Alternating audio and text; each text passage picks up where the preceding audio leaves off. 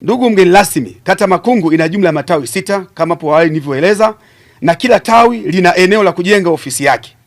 Changamoto ni kwa baadhi ya matawi yana ofisi zilizochakaa sana, zinazohitajika kuvunjwa na kujengwa ofisi upya. Hivyo kamati ya siasa ya halmashauri kuu ya kata tumekubaliana kutafuta wadau na wapenzi wa Chama cha Mapinduzi ili kuanza mchakato wa ujenzi wa ofisi za matawi.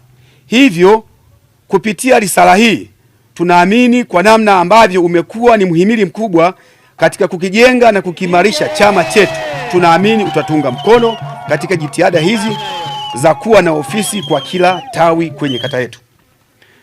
Ndugu mgeni rasmi, shukrani.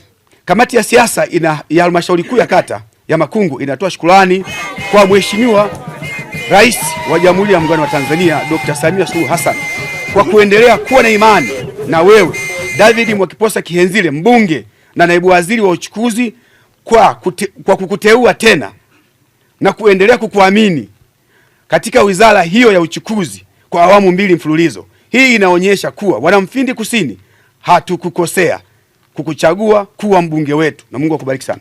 Tumeanza zoezi la kujenga ofisi ya Chama cha Mapinduzi kwenye jimbo zima, ikiwa ni kuunga mkono maelekezo ya Chama cha Mapinduzi mkoa wa Iringa.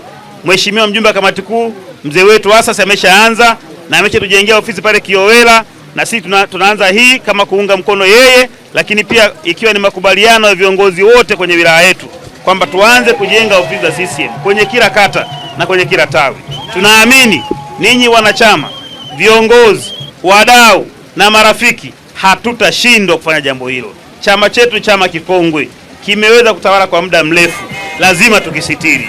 Kwa hiyo ndugu zanguni, shughuli hii inaanza leo Makungu rasmi. Baada ya hapo tutakwenda Idete, tutakwenda kata zote 16. Kule ambako kuna ofisi tutakwenda kuiboresha.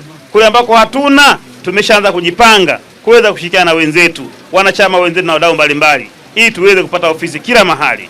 Asanteni sana na Mungu awabariki. Haya, sasa kama nilivyosema, baba paroko alikuwa ameniomba niweze kuwa mwenyekiti wa hiyo harambee, na mimi nikasema leo siwezi kutoka mkono mitupu, naomba nimkabidhi shilingi milioni 5 hii hapa. Asante sana, ili aanzie ujenzi wa ofisi hiyo, maana dhamira yake ni njema, lakini amesema tutakusanya kwa wanachama. Baba, nakushukuru sana. Asante sana.